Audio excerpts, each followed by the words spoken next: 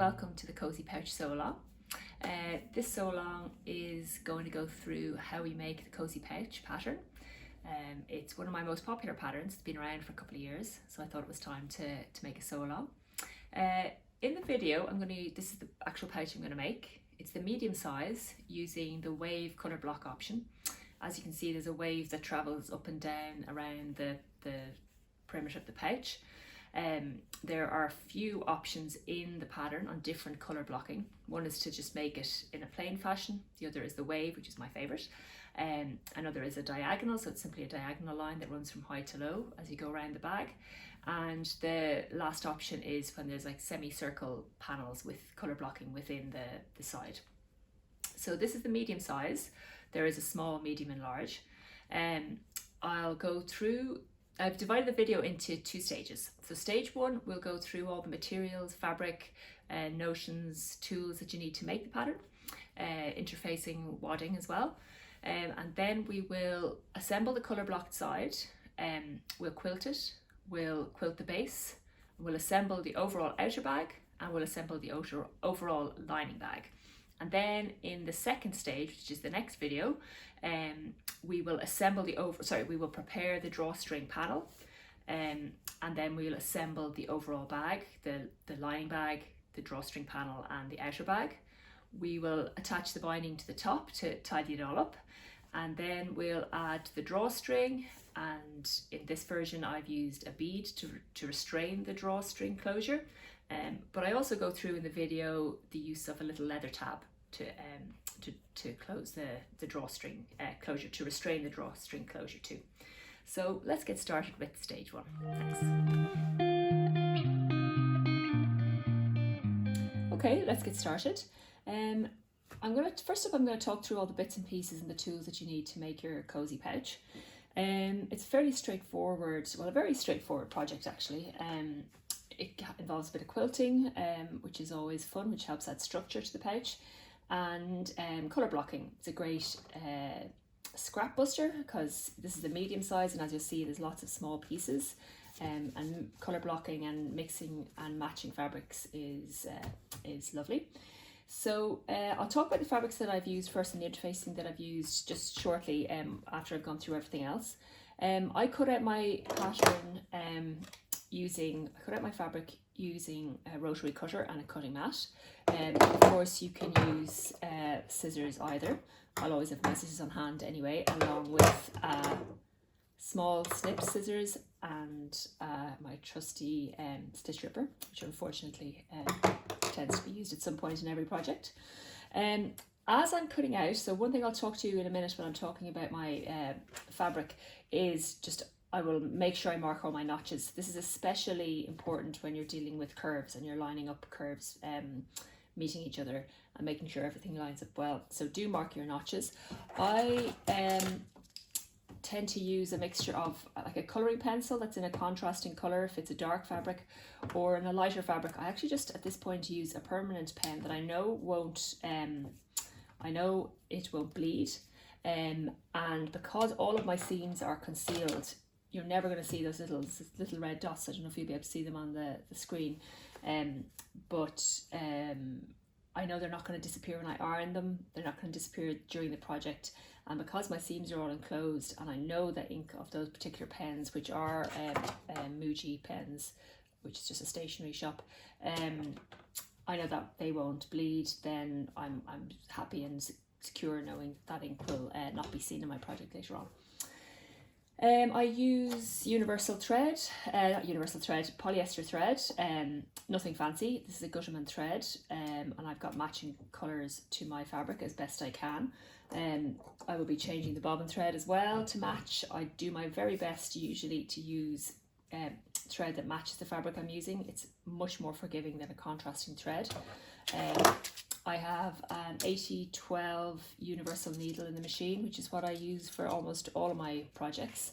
It's only if I come up with an issue of sometimes a really dense fabric needs a microtex needle, or sometimes a really heavyweight fabric might need a bigger gauge needle. But I find generally an 8012 universal needle with this machine, which is a Genome HD9, works a treat. Some other tools that I'll be using. For most of my cozy pouches that I've made, I tend to make a little tab made out of leather with a rivet. I might do that for this one. I have that same cord here, so basically you're going to need a drawstring cord. I have a 3mm cord here, cotton cord, and I also have a narrower waxed cotton cord that I'm thinking of using, because obviously the black will go with the black in the fabric. And I might use a little bead in place of that tab if I can get the cord to go through. If all else fails, I have my rivet and my bit of leather. So if I'm using the rivet and the bit of leather, I'll need a hole punch to cut a hole, and I will need my prim press with the appropriate pieces, which I don't have here, to fit the rivet. So that's entirely optional. You can just tie a knot and then simply, tighten it like that, and it'll be totally fine. I just like the detail of the bit of leather, or the detail of a bead or something is lovely. Oh, in here I have my sewing clips. So I tend to use either clips, but my preference honestly is to use pins in my bag making. I find them more secure. The only issue is sometimes, as you can see here, if you're using a really dense canvas or a really thick canvas, the pins are simply not strong enough to go through, and in that case the clips are super handy. So that's that, and my pins there too. There is quilting involved. You can use a walking foot for the quilting, but because the bags are pretty small and the lengths of quilting are pretty small, the issue of fabric layers creeping are not so great. So I will be just leaving my standard foot on, and I don't think I need to change to a walking foot. If you're more comfortable using a walking foot, please do that. To mark my quilting lines on my pattern pieces, I will often use my butter knife, which I have in my sewing box all the time. This is really handy as a screwdriver for changing my needles, and then it's great to use as like a marking tool, a hair tool, to run along to mark the line that you're going to then quilt afterwards. It really makes an indent really well, and that stays in the fabric, and it's quite a neat way of marking a line without having to erase it after the fact. I think that's pretty much it. I think that's everything that I have there. Yeah, it's a very straightforward project. So the next thing I'm going to go on is talk to you about the pattern pieces and the fabric and interfacing.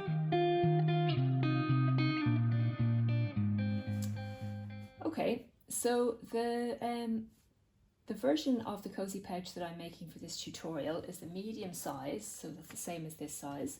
I'm doing the wave option, which has a colour blocking element that goes waves up and down. I'm using 3 different fabrics in this, which I will go through now. There's also, on the pattern obviously there's a small size, medium size and a large size. There's a version where there's a diagonal colour blocking.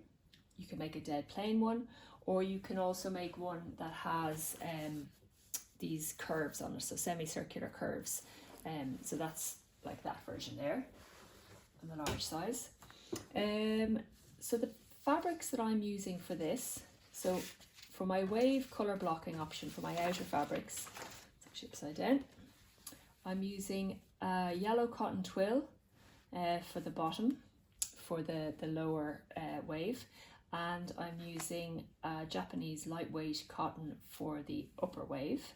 As you can see, I'm trying to pick up my yellow, and then for my binding I have some blue cotton poplin that I'm going to use, that I've cut out my binding strips out of. And then for the base, the external base, I'm using the same yellow, so that'll match along the bottom. Let me see if I can see. Yes, it's the same arrangement as this one here. So my base is yellow and my bottom wave is yellow. I have then got the patterned fabric running along here, and I'm going to use the patterned fabric for the drawstring element too, with my binding in the blue. So I've got the lightest weight fabric really for the binding, which will be the easiest to manage, and then I'm using that same fabric for the lining. So for the lining as well, the base and the sides of the lining. I'll talk to you about the wadding that I'm using now. So in the pattern it calls up cotton batting. I'm actually using wool batting because that's what I have. It's a little bit thicker, a little bit stiffer, so that should be nice. I'm using 2 layers to give it that extra bit of squishy stiffness. Another alternative is to use a fusible lofted interfacing like Veline H640. I actually have a small version of the same pattern cut out to make, and that's what I'm using for that. The advantage of that is that it'll fuse to your fabric, making it easier to quilt into place without any shifting at all. But that's it. So I'll just go through the pattern pieces so that we're sure we have everything covered. I have, out of the pattern piece E2, I have that cut out in the outer fabric and the lining fabric, and 2 layers in my wadding. So that's the base. For my outer sides, I've used the wave colour block option, the upper wave and the lower wave. So you can see upper and lower. So that'll form the outer, which will then be quilted to the A1, the main outer fabric, which is cut out of batting or interfacing. And then the lining as well is out of that same pattern piece. So the same pattern piece is used for the lining and the batting. And then the drawstring casing, in this case I'm using this lightweight linen, which is quite lightweight, so should draw in no problem at all. And that is the pattern piece F. That's for all options, is a drawstring casing panel. So you just need 1 piece of that. So there's not a huge amount of pattern pieces in this, which is great. And then I already said that I've cut out my own binding fabric, and that's from the cotton poplin as well. So that's the fabric. I think the first thing to get started is to piece my outer colour block panel. So let's do that.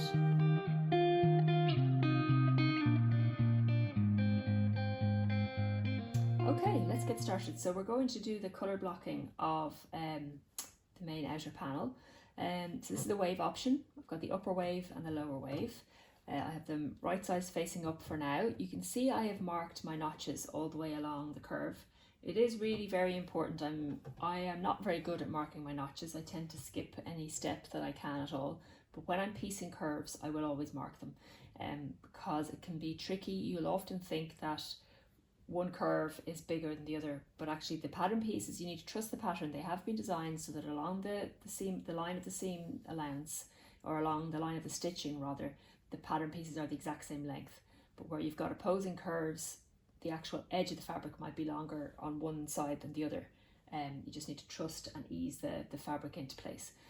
So I'm going to pin at each notch position first, and if I need to, I'll pin intermediate as well, in halfway in between, just to make everything secure. The colour blocking elements are sewn because they are quite small pattern pieces and quite tight curves, relatively speaking. The seam allowance on the colour blocking element is only a half a centimetre, so 0.5 of a centimetre, which is about approximately 3/16 of an inch, or you could also call it a 1/4 inch, but it's more accurately 3/16 of an inch. So that's what I'll be sewing this seam with. All the construction seams are 1 centimetre or 3/8 inch, but just the colour blocking seams are half that to make it easier to piece your curves.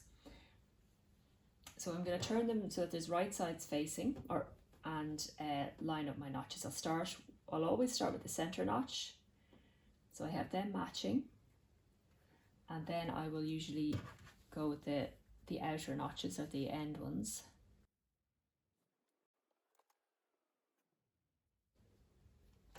And then I'll do the intermediate notches.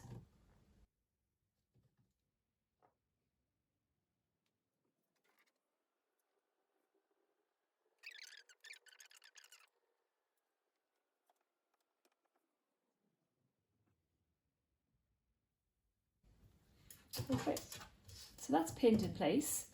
The curve is relatively gentle here, so it's not going to be difficult to ease those, just slightly stretching them. I'm not really stretching them, literally just gently easing them so the edges are lined up, and then I'm going to sew with a 5mm or 3/16 inch seam allowance. I have a black thread in the bobbin and yellow in the outer, so black matching that and yellow matching the other. I'll be changing my threads frequently enough, I think, in this project because I've got 3 different colours on the go, and as I said already, I always like to match my thread to the fabric colour. It's just the most forgiving way of concealing any top stitching or making any top stitching look lovely and neat. So my thread, the stitch length, I'm going to have it about 2.5, and I am going to, I've got a little 5mm guide here and then a 1/4 inch guide up here. It's actually less, 5mm is less than a 1/4 inch, so it's 3/16 inch is a closer measurement, but it's effectively the edge of my presser foot. So I'll be keeping this fabric here in line with the edge of my presser foot, and that should keep everything in order.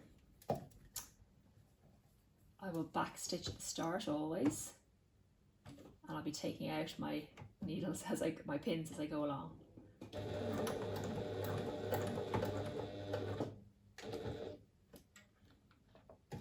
So take your time. Some people are really fast sewers. I'm not a particularly fast sewer, so I will take my time, stop and adjust. I'm lucky in that my machine has a setting that the needle will always, if you want, the needle will always finish in a down position, which means the fabric is secure and held in place neatly by the needle, and I can pause and adjust everything as I need.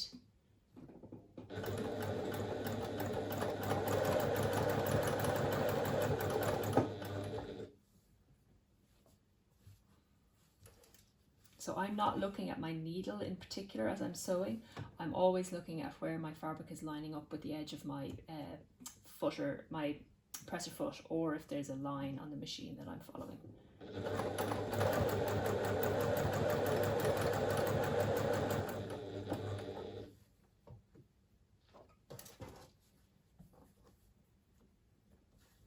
So as you can see, I'm adjusting and making sure the edges of my fabric are in line as I go along.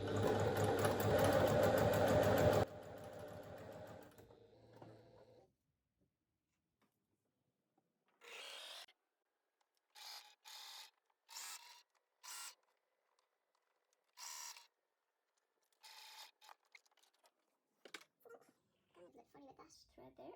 That's okay. Okay, so that's done. So the next thing I'll be doing, because I've just used a 1/2 centimetre or 3/16 inch seam allowance, I don't need to clip into that curve because it's quite a gentle curve. I think when I press that seam, I'm going to be pressing the fabric down because I want the bottom to master the top. If you want to do it the other way around, you can. There's no reason I quite like how the binding here sits over this fabric and the bottom sits over this fabric, so they're like on top of that. That's what it looks like kind of aesthetically, but you can press this seam the other way if you wish. It's just the way I prefer to have it. So I'll be pressing all this seam allowance down, and because it's only a 1/2 centimetre, it should just press out fine without any hassle. So I'm going to go over to the iron now and do that, and I'll come back.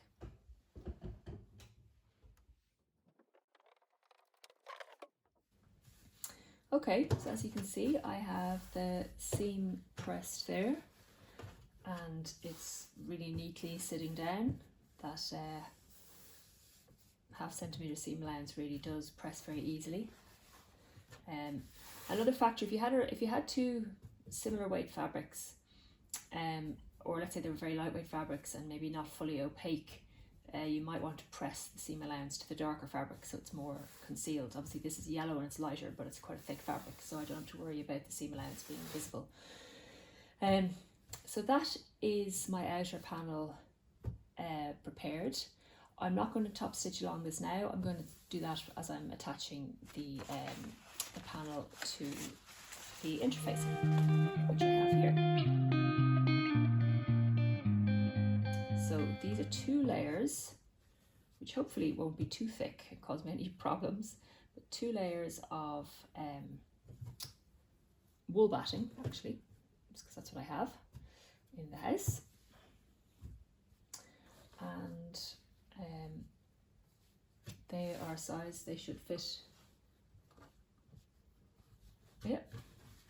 Okay, so what I'm going to do first is I'm going to pin them in place.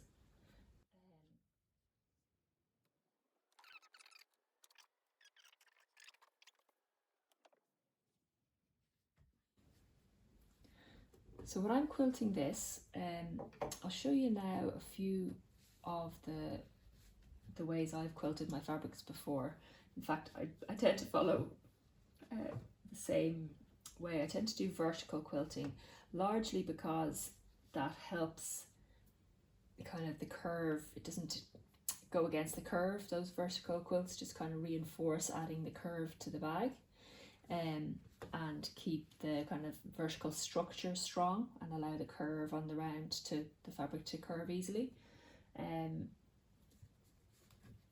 I also sometimes just do wiggly, wavy quilting lines because they require very little thought and they're just kind of improvised and relaxed, and I quite like that.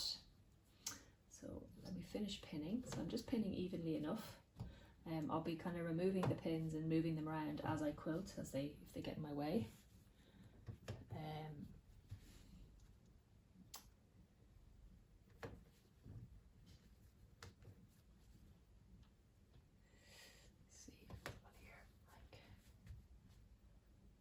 It's quite a small piece of quilting, so it's not that tricky. So you can see here on this version I've top stitched along the wave and I've done vertical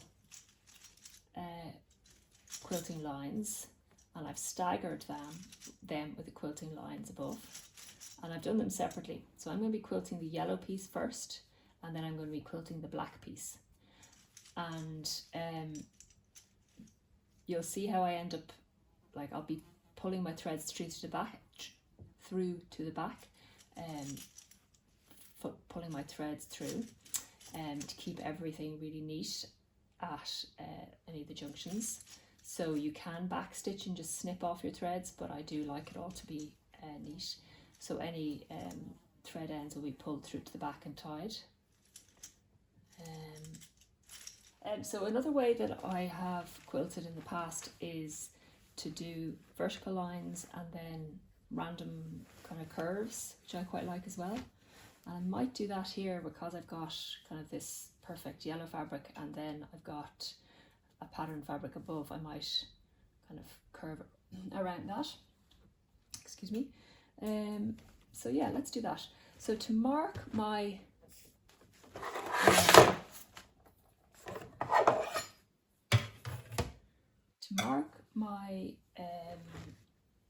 quilting lines, I want to make them evenly spaced around the bag, and you can see here I have like the seam at the back is lined up along with those, or is evenly spaced with the quilting lines too. So I need to factor that in, and the easiest way to do that is to use the what I should have marked, which I don't have marked from my pattern pieces. I should have the notches marked to attach the outer to the base, so I'm going to mark them in.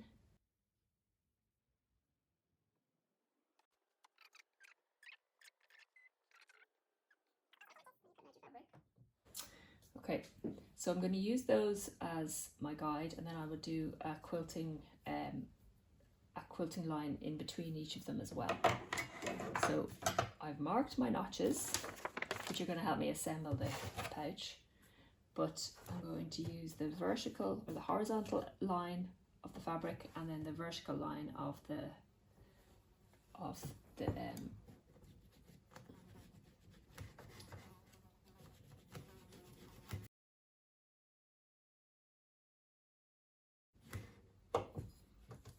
you can see there I have a vertical line marked, and that is going to be the quilting line.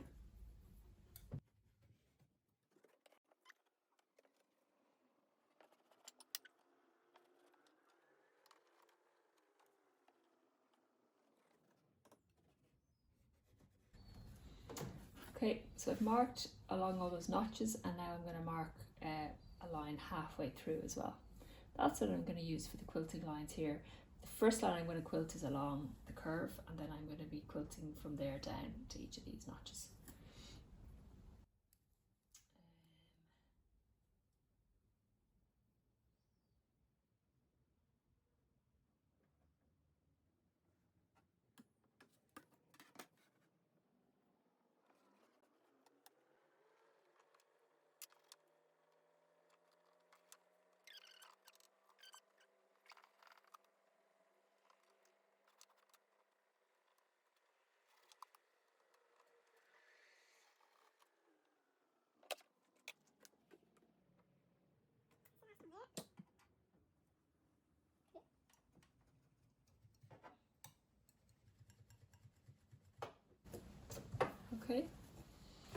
Okay, so I have all of my lines marked for my quilting.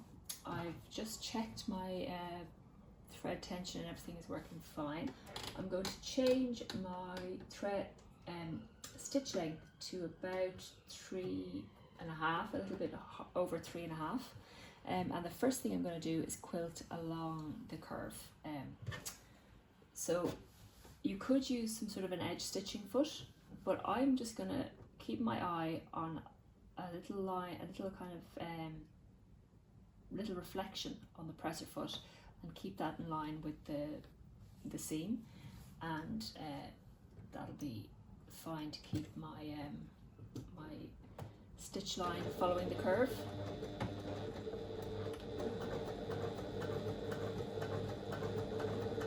So always I'm looking at this point here. I'm not looking at what the needle's doing. I'm just looking at this point and making sure the seam is running along the same pace.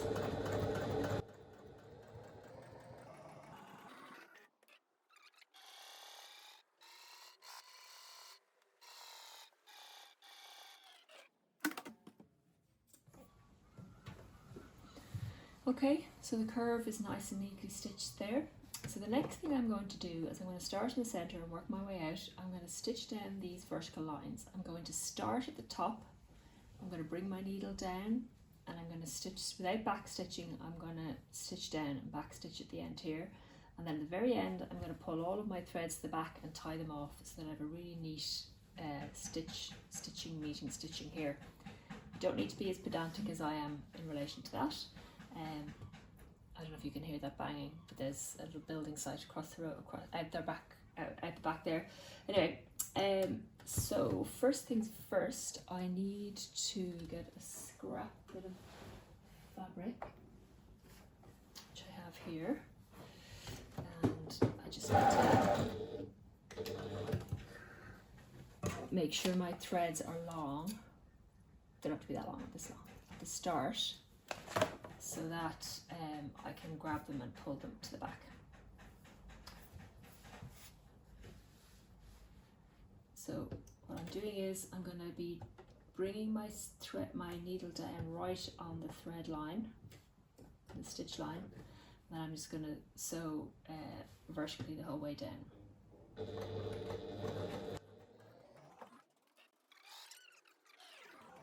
And I will back stitch here, because this will be hidden in the seam less. Bring my needle up and then pull out my thread so that I have thread to, you see here I have one thread at the top and underneath, so I'll be pulling that thread to the back, and I'm not cutting it there, I'm just pulling it to the back, and then I'll be tying it off.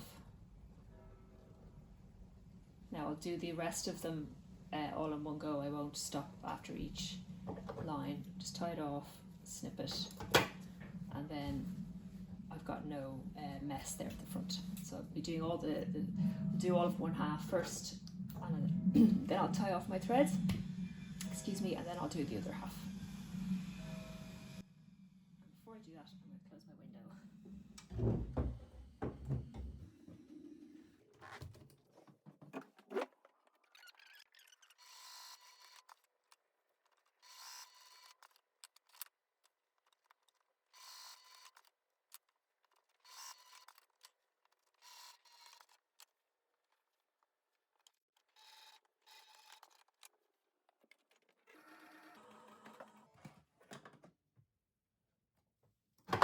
So I've that half done, and I'm going to now pull all my threads through to the back and tie them off.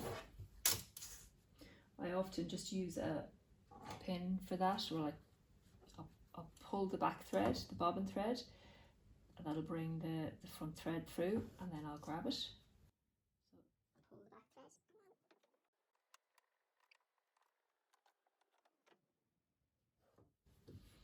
Okay, so they're all pulled, and then I'm just going to tie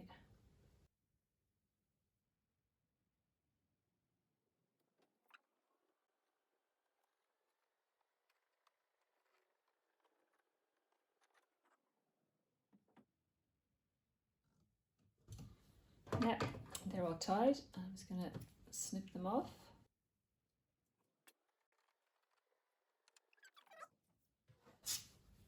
Okay, so you can see these little pin marks from where I pinned. Obviously, some fabrics that would leave a mark, but they'll just press out, no problem. So the next, I'm going to repeat the process on this side.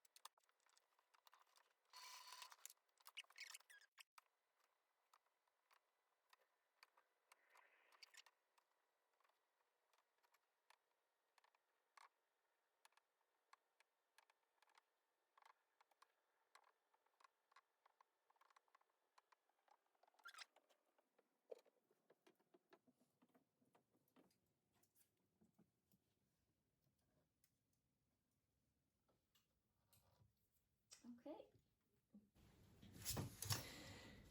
Now, the next thing is to quilt the upper wave piece, and I think I'm going to do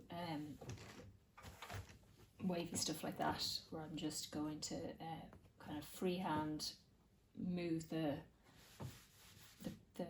piece of fabric around as I go through the sewing. So the first thing, I'm going to change my bobbin thread to black, and my top thread to black actually.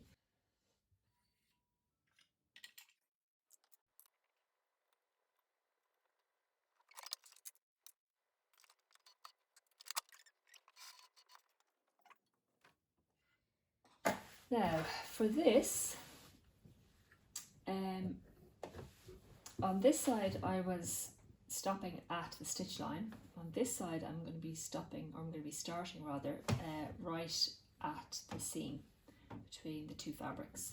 So I'm going to be lowering my needle in, and then I'm going to just kind of sew kind of out and around and do a number of quilting lines like that.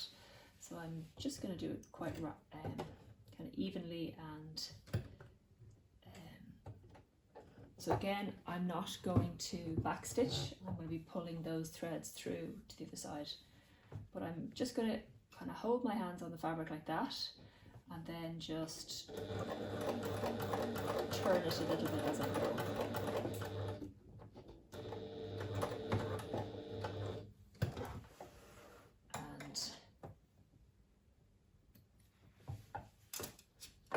So again, I'll be pulling the thread to the other side, the top thread to the other side.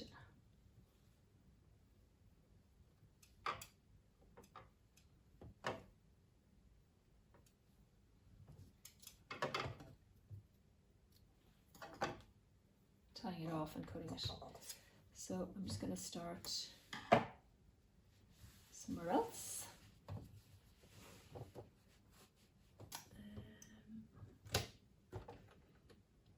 Again, I'm going to make sure that I'm not, go this way now.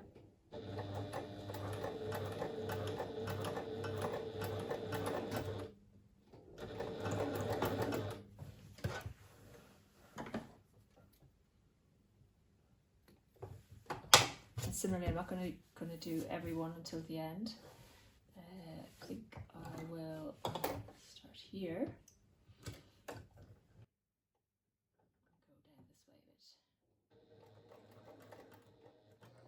Something not right with my bobbin thread. I'm going to finish this line, and then I'm going to go back and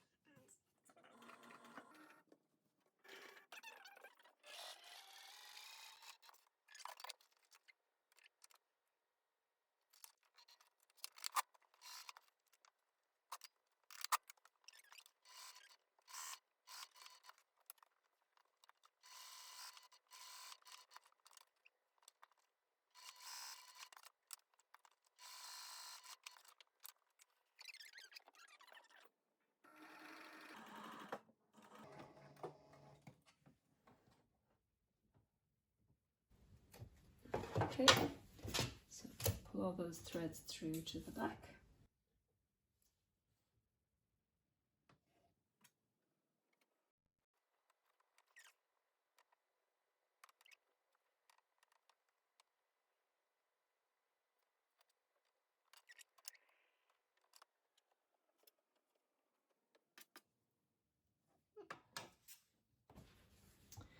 Okay, so now I'm just going to do the other side here. This same way.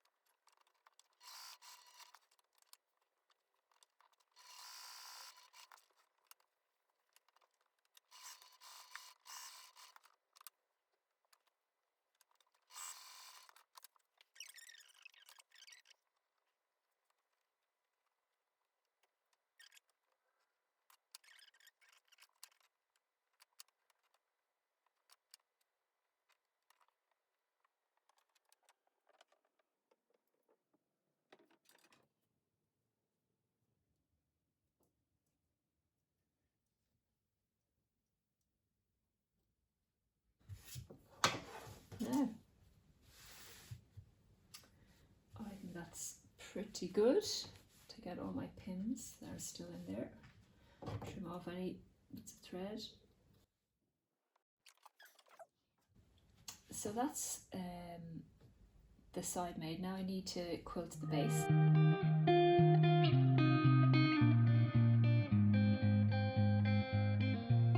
going to collect my outer fabric, and I'm going to quilt that, and I will do vertical lines, or will I do random waves? Oh, look, I did random waves there. It's a bit dirty, sorry.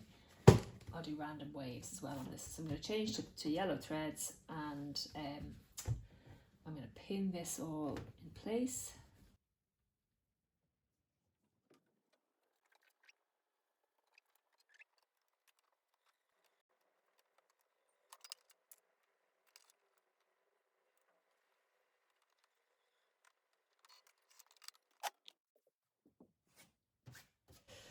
Okay, so the side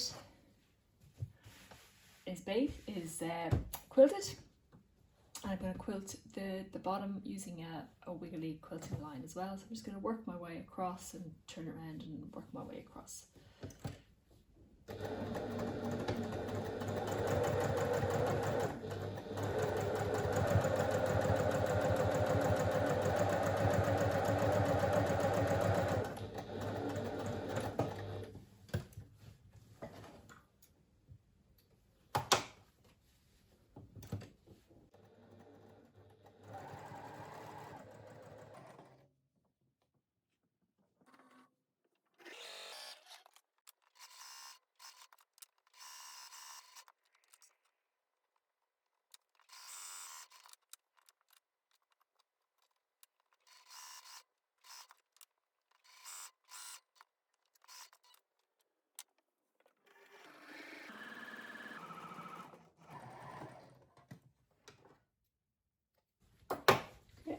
that's nice and evenly quilted. So obviously I don't have to pull any threads anywhere because they all end at the edge. So I've got my outer's prepared. So the next thing is to actually start assembling the outer bag.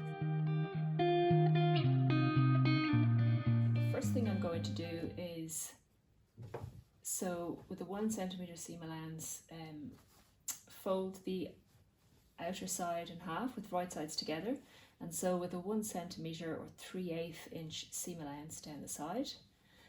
So I'll do that first.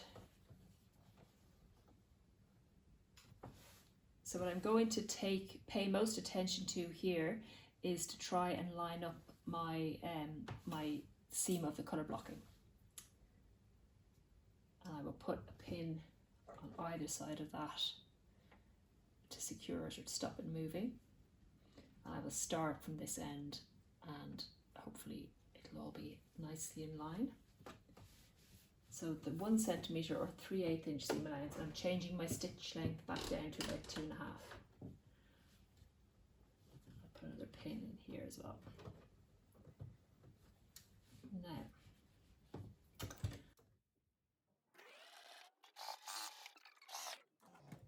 so back stitched at the start and the end. Trim off any threads. Okay, now let's have a look at that. Turn it right ways out, and it's not perfect, but it is close enough. What I'm going to be doing is I'm going to be pressing the seam open, and because I've got quite a bit of bulk with the wadding, I'm going to trim that out of the seam allowance. I know it's attached into it a little bit with some stitches here and there, but I'm just going to work around that. And I think it's better off to have it within the seam allowance and trim it back rather than to cut those pieces short, because they often then might creep over and be too short. So I prefer to do it this way.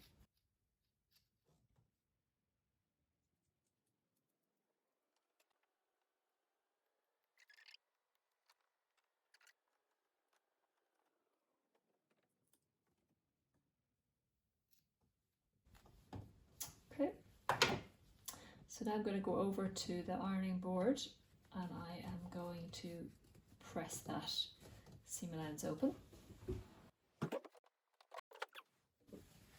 So let's turn this right side out so you can see it. I have that seam pressed open, and it's pretty neat. And the next thing I'm going to do is I'm going to turn this right sides in. So I have my base, and on that it has the notches marked around the perimeter. And I have my outer fabric, which I belatedly marked my notches, which in fact every second quilting line is on those notches. So I'm going to take first of all I'm going to take the center or the seam line and align it with one of those notches there, and there we are, and pin that. Okay.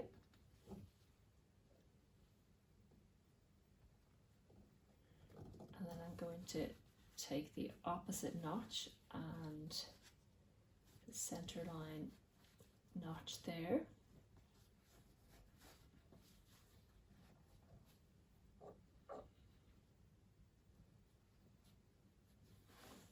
And then we'll do the quarters.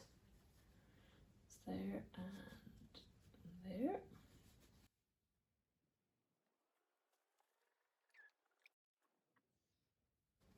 And now the intermediate notches in between.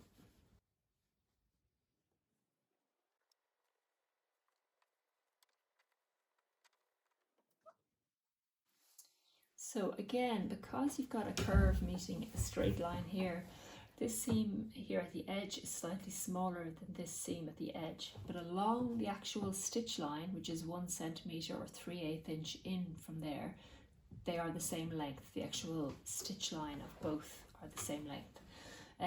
So what you can do is you can just ease it out as you're sewing, or what I'm going to do is I'm going to cut a tiny little clip into the outer side panels only to help that stretch out a little bit, so that it'll sit neatly against the circle.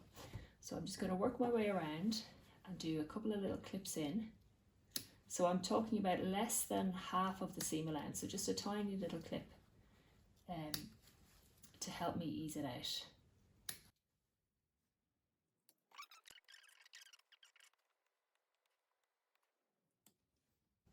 And now back to the start.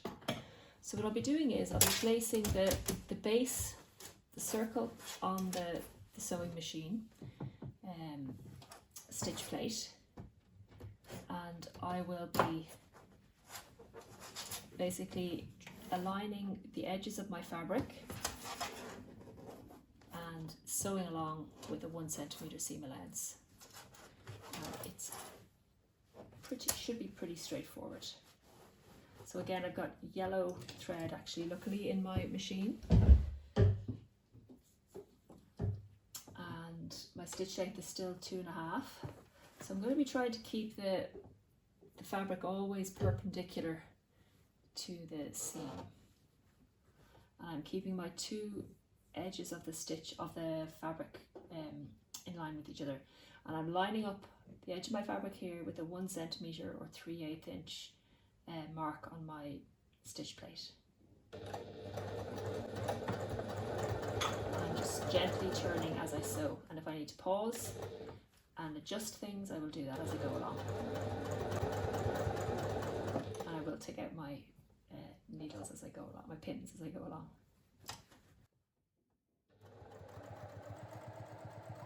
So again, I'm not watching my needle, I'm watching the edge of the fabric.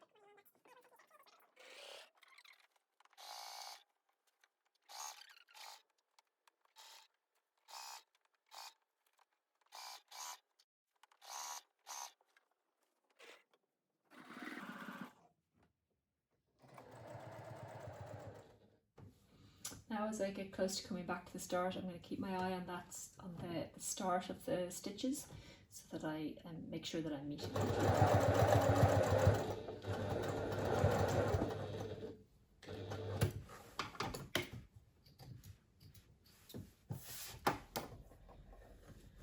Okay, so that went pretty well, I think. I don't think there are any puckers in there. Hopefully not. I'll turn it now the right side out to have a look.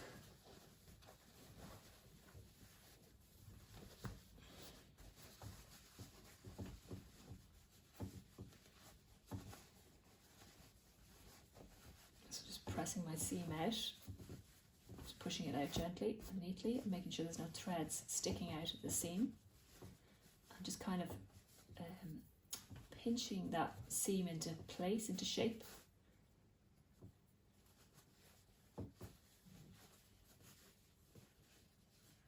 Okay. So that worked out pretty well, didn't it? Yeah. Now at this point you can trim that seam allowance back a little bit. The good thing about seam allowances in bags is quite often they help give it a little bit of structure. So I'm often in two minds as to whether or not to trim it back or to leave it in there. I'm not going to be pressing this seam open or anything like that. I'm just kind of pushing it into place with my one hand on the inside and the other hand on the outside, and the seam allowance is kind of like, it's all a bit wobbly in there, but it's doing a job of giving a bit of extra structure to the bag. So I think I'm going to leave it in there. If one of your fabrics is particularly stiff, it might be a little bit more problematic, but everything's kind of soft in this bag. The wool batting is soft, the fabrics are soft. Like you could always make this out of, you know, something vinyl or something much stiffer, and you might want to trim back your seam allowances then. think I call up trimming them back by half, but I'm content enough to leave them in there. So just play it by ear yourself and see what you think. I'm going to leave them in there for now. Okay, so that's the outer bag made. So effectively I'm going to be repeating the process in a much more simple fashion with the lining bag. So I have the outer, which I'll be sewing right sides together, the outer sides, sorry, the lining sides, which I'll be sewing right sides together.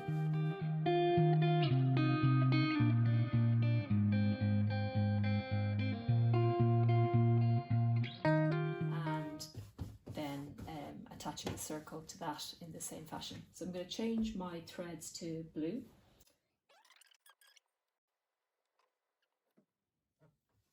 So obviously this fabric is double-sided, I don't think there's a right side or a wrong side, but I'm going to be placing the right side of the fabric against itself. I'm going to sew, because this lining bag is going to be sitting inside the outer bag, I'm going to just sew it with the tiniest bit more of a seam allowance to make it the tiniest bit smaller. Now I'm not sure it makes any difference at all because things are so squishy and flexible here, but I'll be sewing it with a 1.2 centimetre seam allowance, or just over a 3/8 inch seam allowance. I guess probably a 1/2 inch seam allowance.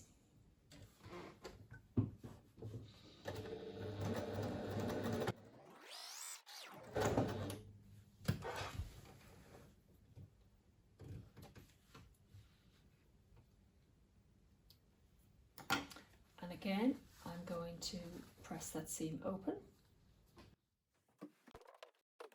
I think I marked my notches on this, and I marked my notches here as well.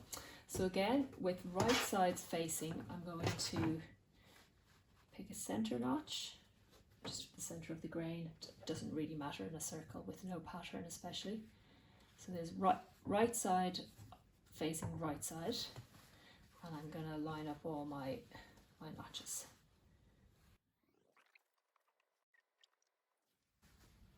And then the other quarter points.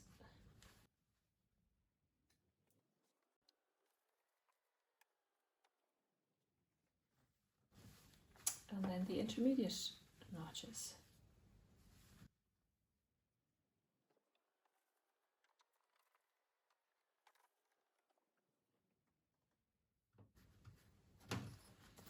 Okay, so there they all are. So again, I'm going to try and sew this with a slightly bigger seam allowance of 1.2. Now, that would mean technically that the curves wouldn't be the exact same because they were set up for 1 centimetre seam allowance, but we're talking tiny millimetres here, so you're just airing slightly bigger seam allowance to keep the bag the tiniest bit smaller. But if you just sew with the same seam allowance, you're fine.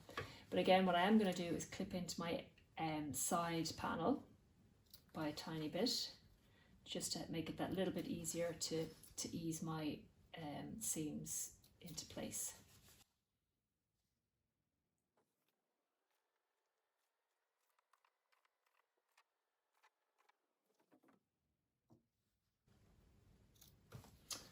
Okay, so again I'm going to have the circle sitting on the stitch plate, and then I'm going to be aligning the curves and aligning the edges of the fabric and sewing around the perimeter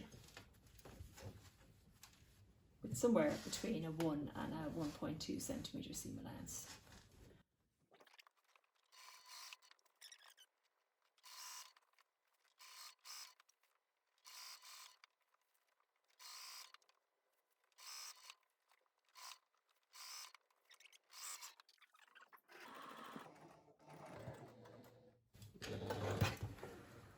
Okay.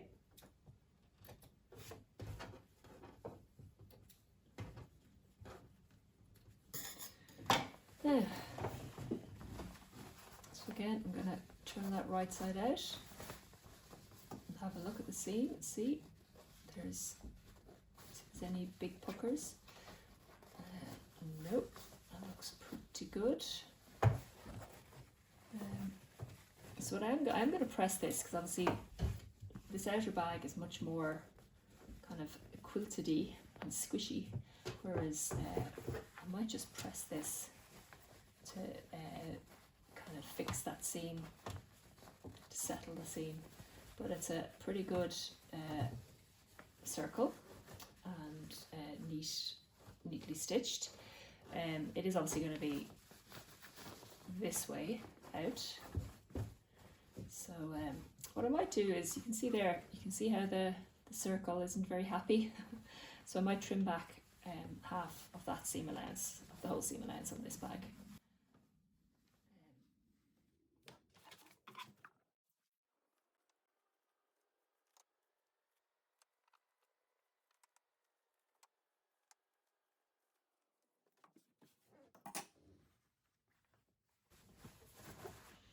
Okay, I'm just going to go over and give that a press just to kind of settle the seam.